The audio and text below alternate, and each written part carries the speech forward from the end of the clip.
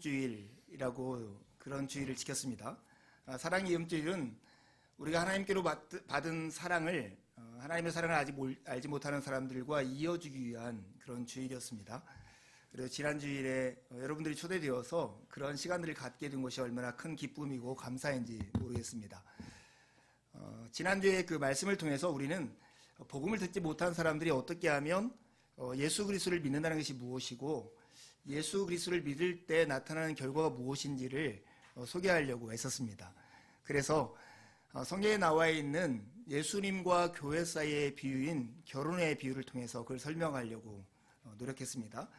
마치 우리가 예수를 믿으면 구원을 받는다 이 말은 그냥 친구들에게 시답지 않은 말로 나 예수 믿어 이렇게 해서 구원을 받는 것이 아니라 한 남자와 한 여자가 서로에게 헌신할 마음의 각오로 결혼식장에서 서약을 하듯 예수님은 나의 주님이고 나의 구원자라고 하는 고백을 할 때 주례자가 신랑 신부의 고백을 근거로 둘이 하나로 묶였다고 말을 하는 것처럼 하나님은 우리의 고백을 통해 예수 그리스도와 우리가 하나로 묶였다라고 말을 하고 우리가 서로를 책임지며 운명을 같이 하는 존재가 되었다.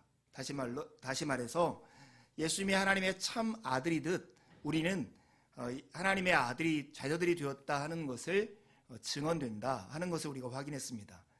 그리고 우리가 그렇게 하나님의 자녀가 되었다라고 하는 것의 증표로서 세례라고 하는 것이 있는데 세례는 마치 결혼식장에서 우리가 혼인 예물을 나누어 끼는 반지처럼 우리의 몸에 지니고 다니고 있으면서 우리가 하나님의 자녀인 것을 확인하는 것 그것이 바로 세례라고 했습니다.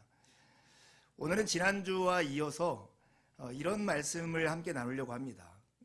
그렇다면 예수 그리스도와 묶여서 하나님의 자녀가 된 한 사람 그 사람이 이 세상에 살아가는 삶의 기본적인 방법이 무엇일까 하는 거예요. 하나님을 신앙한다는 것이 무엇인가? 예수님을 믿고 산다는 것이 과연 무엇인가? 이 질문에 대해서 함께 답을 해보려고 합니다. 여러분 화면을 한번 보시면 미국에서 코너스톤이라는 교회를 목회하면서 사회적인 영향력을 크게 지니고 있는 짐 윌리스라고 하는 목사님이 있습니다. 이분은 한국으로 하면 굉장히 진보적인 목사님인데요. 이분이 쓴 굉장히 귀한 책 회심이라는 책이 있습니다. 회심에 보면 예수 그리스도를 믿고 하나님을 신앙하는 삶을 한마디로 표현하면 회심의 과정이다 이렇게 표현합니다. 우리의 마음을 어딘가로부터 출발해서 어딘가로 하나님께로 다다르는 돌아서는 커다란 흐름이 바로 하나님을 신앙하는 과정이라고 표현했습니다.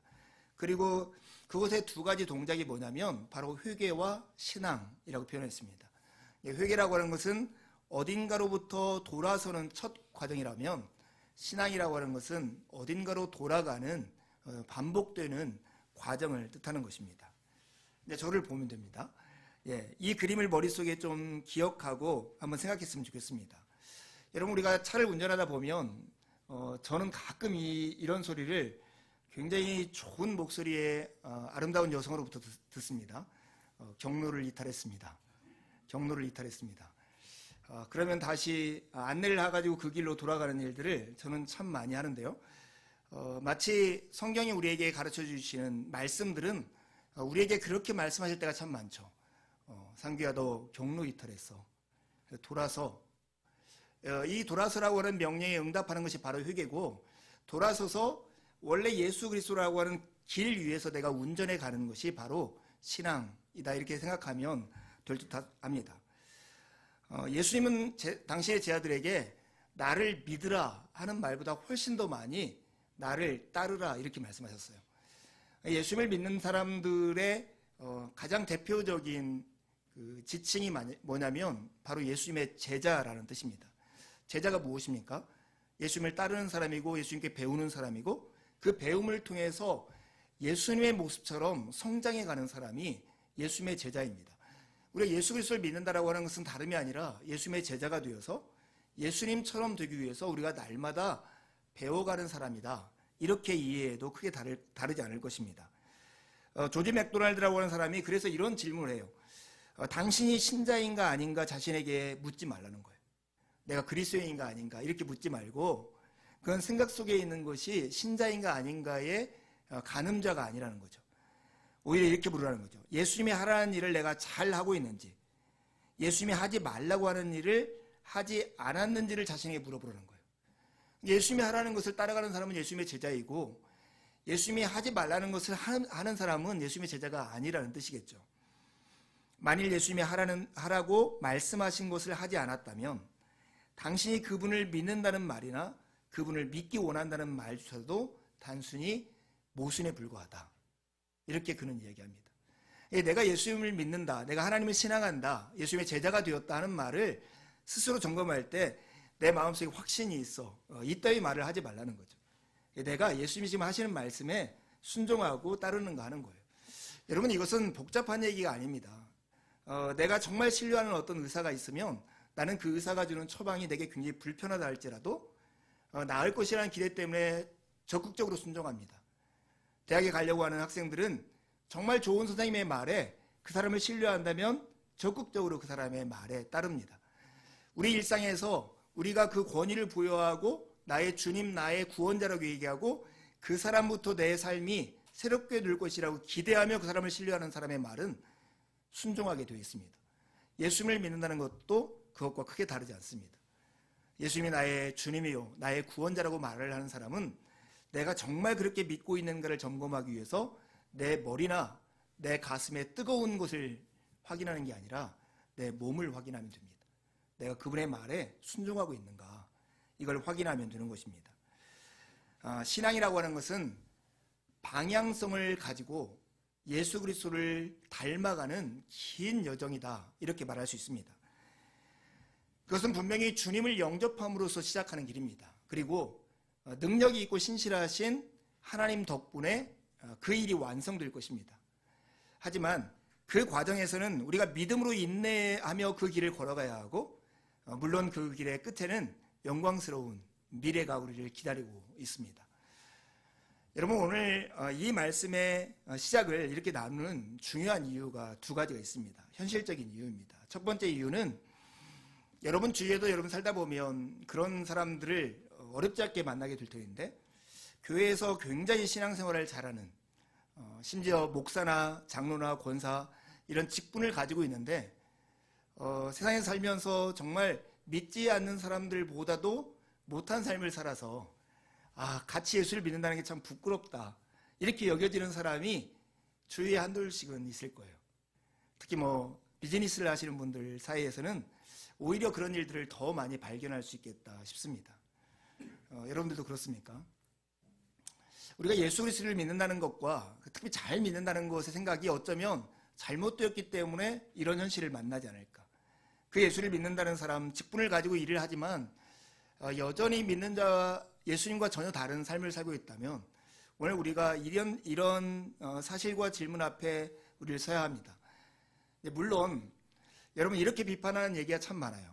야, 저 예수 안 믿어도 저렇게 착한 사람 얼마나 많냐. 예수를 믿는다는 사람이 저 모양이냐. 소문나게 나쁜 신자 한두 명을 드러내놓고 오히려 믿지 않는 사람이 더 착하다, 이렇게 비판하는 사람을 들을 수 있습니다. 물론 그런 비판은 정당하지 않고 여러분들 그런 비판에 주눅들 필요도 없습니다. 교회는 서울대학교가 아닙니다. 서울대학교는 우리나라에서 제일 똑똑한 아이들을 불러 모아가지고 좀 적당히 가르쳐도 걔들은 늘 똑똑한 아이들로 배출됩니다. 교회는 이 세상에서 정말 착한 사람들만 불러 모아가지고 적당히 하나님 말씀 가르쳐서 야, 세상에 이렇게 착한 사람이 어디 있어, 이렇게 자랑하는 곳이 교회가 아닙니다. 굳이 대학에 비유하자면 교회는 어느 지방에 사람들 10명 중에 7명은 이름도 알지 못하는 그런 대학과 같은 곳이 교회입니다. 그래서 대학은 가고 싶은데 가려고 하다가 갈 수 없어서 간 대학, 그런 곳 같은 곳이 교회이죠. 그런데 뜻밖의 그 대학에 들어갔는데 정말 사람이 되어가 나오는 곳, 그런 곳이 바로 교회입니다. 그래서 교회를 다녔는데도 사람이 왜 저 모양이냐 하는 것을 교회에 안 다닌 착한 사람하고 비교하면 안 되고, 늘 절대평가하듯이 이 사람이 교회를 다니기 전과 예수 그리스도를 믿은 후의 차이를 평가해 봐야 합니다. 정말로 못난 사람이 교회 공동체 안에 있고 예수 그리스도를 믿음으로 얼마나 달라졌는가.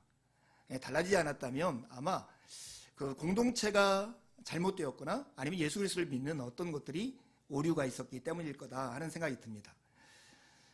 아무튼 우리가 살아가는 현실에는 믿음이 좋다라고 말을 하는데 현실 속에서 정말로 불신자보다 못한 삶의 현실 때문에 그리스도의 영광을 가리는 현실들이 우리 가운데 있다는 것입니다. 또 하나, 오늘 이 예수 그리스도를 믿는다라고 하는 것이 예수 그리스도를 닮아가기 위한 기나긴 여정이다. 그런 방향성을 가진 기나긴 여정이라는 것을 생각해야 할 두 번째 이유는 그리스도인이라고 우리가 이름하지만 그리스도인으로서 살아가는 삶의 실력과 방법을 알지 못하기 때문입니다. 여기서도 장롱 면허증 가지고 있는 분 계십니까? 면허는 뭐 일종 보통이 됐는데 실제로 운전대를 맡겨주면 어떻게 운전할지 전혀 모르는 그런 분들이 제법 있습니다. 근데 장롱 면허증을 소유한 그리스도인들도 적지 않다는 거예요. 정말 그리스도인이라는 이름이 있고 예수님의 제자이고 성령의 능력으로 우리 안에 하나님의 능력이 부여졌다고 하지만 정작 우리의 생활 속에서 그리스도인으로서 어떻게 살아가야 할지 알지 못하는 그런 일이 많은 것입니다. 저는 요 한 2주 동안의 생활 속에서 이런 질문을 많이 하게 됐어요. 여러분, 탄핵 정국 속에서 어제 탄핵 투표가 가결됐는데 그리스도인이면 그리스도인이 아닌 사람과 조금 다른 태도, 이런 것들이 있을까, 이런 질문을 혹시 마음속에 해보셨습니까? 그리스도인들은 이런 상황 가운데 어떻게 반응하는 것이 성경적이고 그리스도인다울까? 이런 질문을 여러분 스스로에게 던져보셨습니까?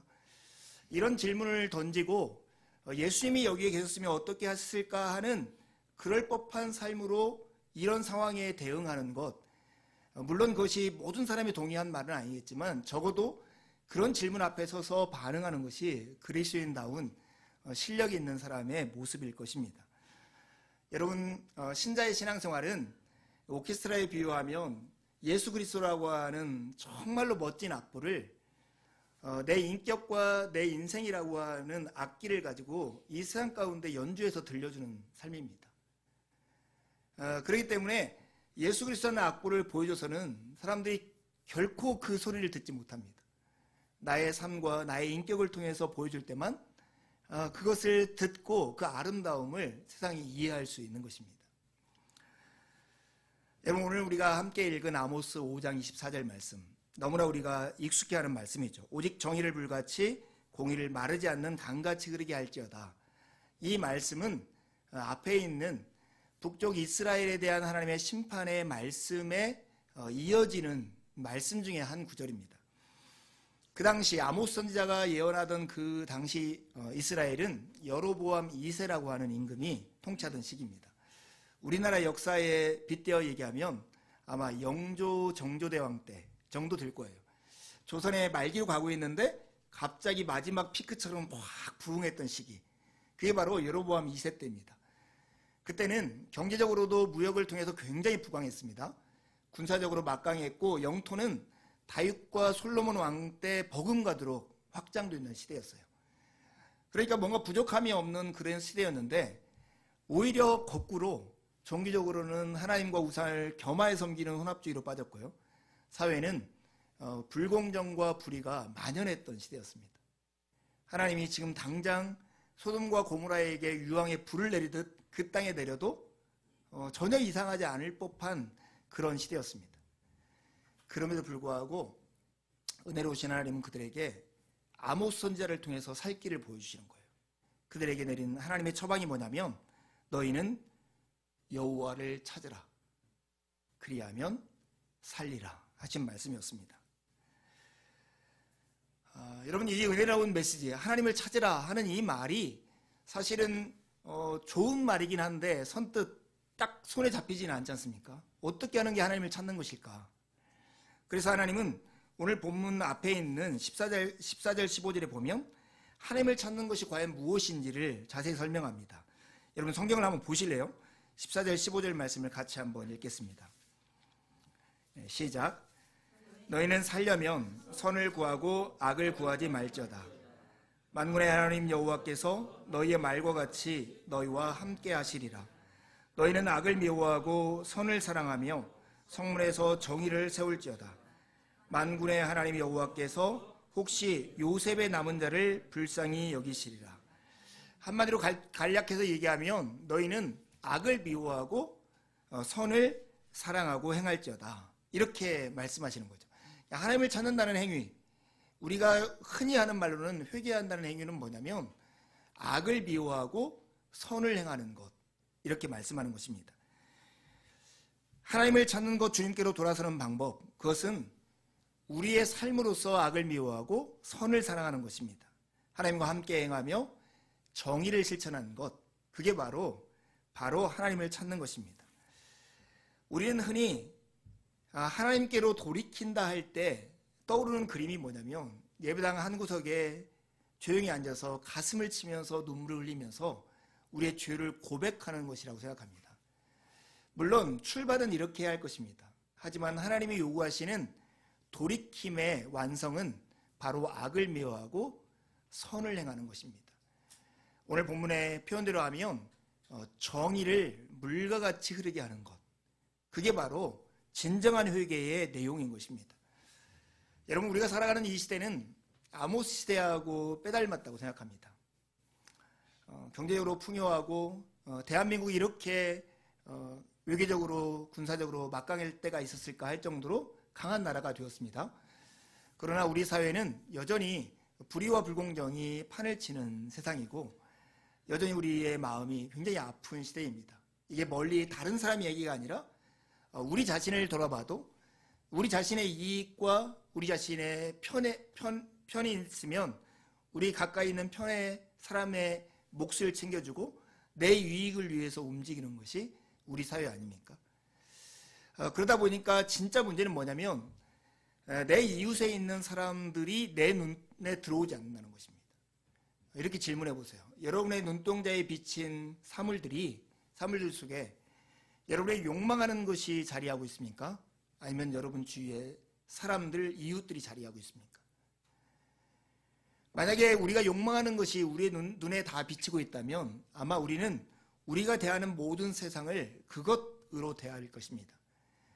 그렇지만 사람이 우리 눈동자에 비치고 있다면 우리가 우리를 대하는 모든 세상을 그것이 아니라 그 사람으로 대하는 그런 삶을 살게 될 것입니다. 이번에 이렇게 탄핵 정국에서 정말 방송에도 많이 나온 단어 중에 하나가 에코 챔버 이펙트라고 하는 단어이죠. 그러니까 이게 반향실이 있잖아요. 막 울림이 굉장히 큰 터널이나 이런 데 들어가면 내 목소리 이야기하면 주위의 울림을 통해서 계속 내 목소리가 크고 반복적으로 들려서 마치 자기 안에 갇혀 있는 사람, 그런 걸 에코 챔버 효과 이렇게 얘기합니다. 대통령이나 국회의원 선거 나오는 사람들이 자기가 나오면 다 될 거라고 생각한다고 하잖아요. 이 효과 때문에. 왜냐하면 자기 주변에는 늘 자기를 지지하고 자기에게 응원하는 사람들만 있기 때문에 늘 그렇다는 거예요.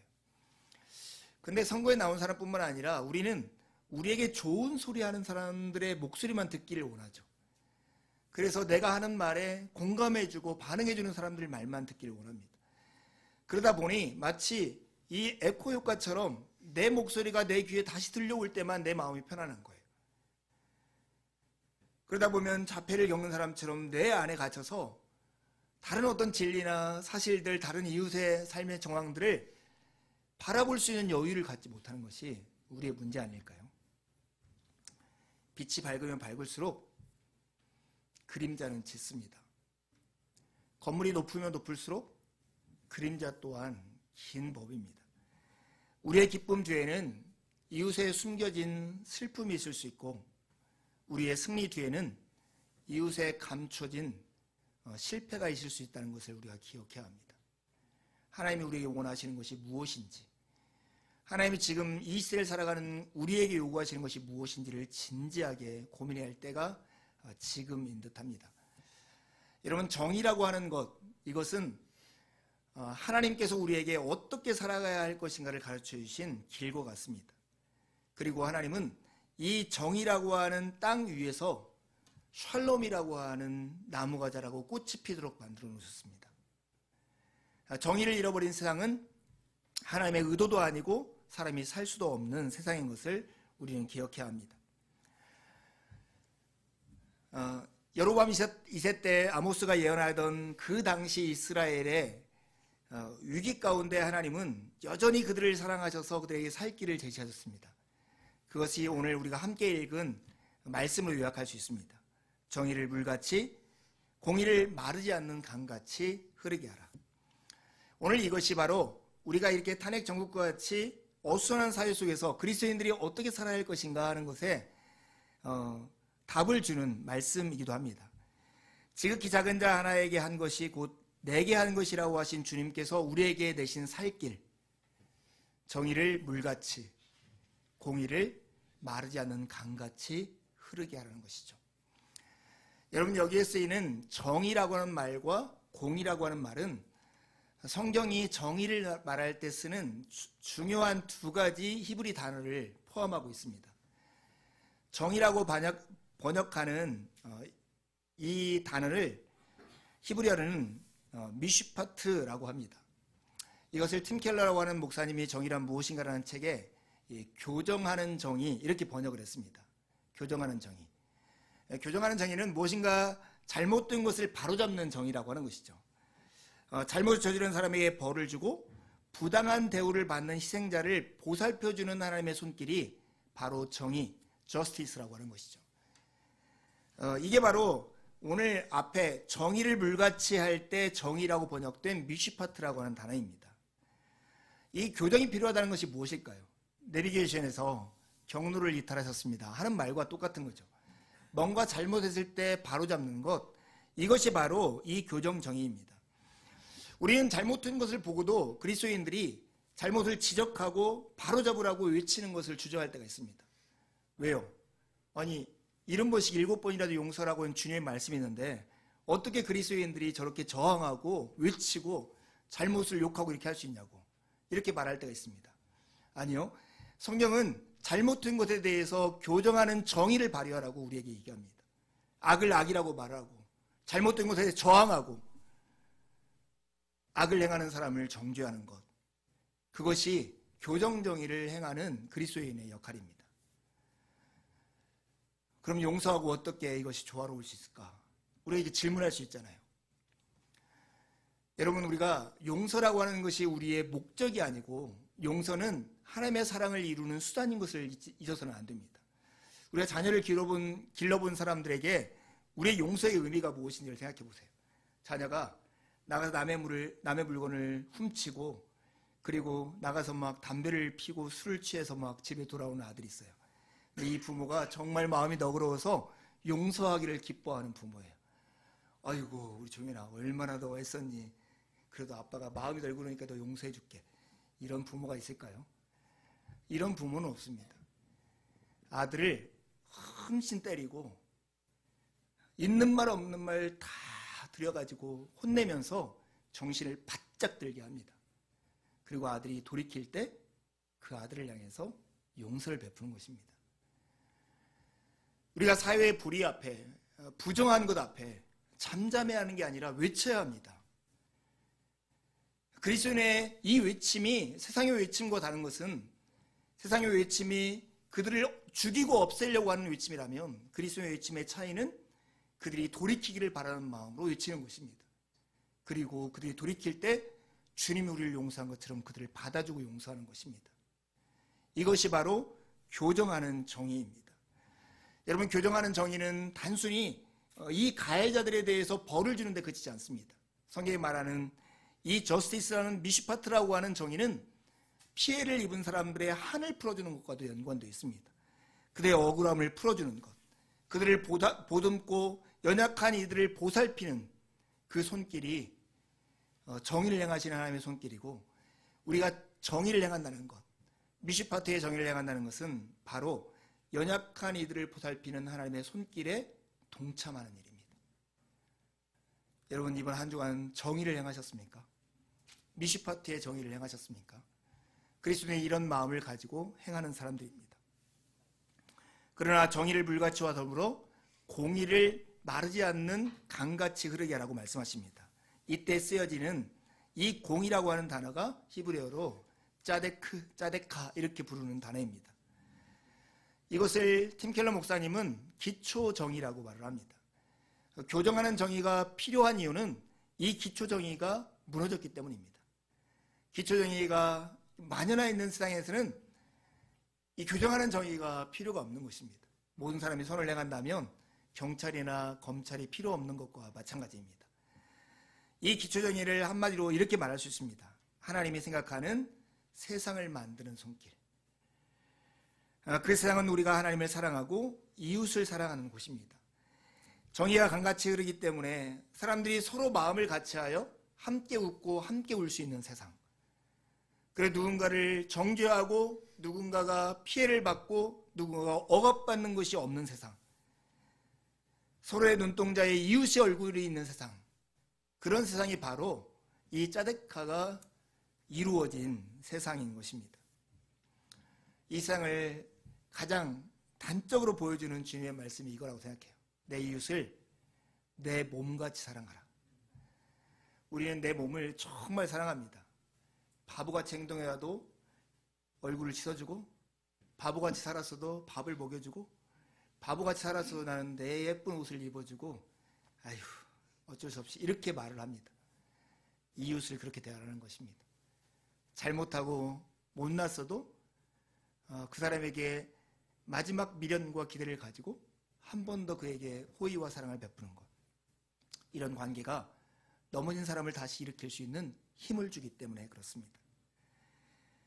이 기초정의 짜데카가 세상 속에 넘실되면 교정하는 정의 미슈파트, 그것은 쓸데가 없습니다. 그리스도인은 하나님이 생각하는 세상을 꿈꾸며 그것이 이루어지기까지 연약한 이들을 보살피시는 하나님의 손과 발이 된 사람들입니다. 이 삶에 여러분 참여하십니까? 잘못한 것에 벌을 주고 그들이 돌이킬 때 용서하며 그것 때문에 피해를 받은 사람들을, 연약한 사람들을 보살피는, 교정하는 정의를 행하고 그런 일이 벌어지지 않도록 하나님이 꿈꾸시는 세상을 생각하며 이웃을 내 몸과 같이 사랑하는 그런 세상을 만들기 위해서 우리가 삶을 실천한다면 그것이 바로 정의를 행하는 것입니다. 공의가 마르지 않는 샘같이 흐르게 하는 것입니다. 오늘 우리 카자흐스탄에서 이영미 선교사님 오셔서 같이 예배하는데 제가 카자흐 갔을 때 찍은 사진 하나 보여주겠습니다. 저는 늘 복 있는 사람은 하면서 나온 시편 1편을 떠오르면 이 그림이 떠오릅니다. 저기는 정말 광야 지역입니다. 돌로 다 되어 있는 그 지역 사이에 저렇게 강이 흐르고 강 주변에만 저렇게 나무가 무성하게 자라고 있습니다.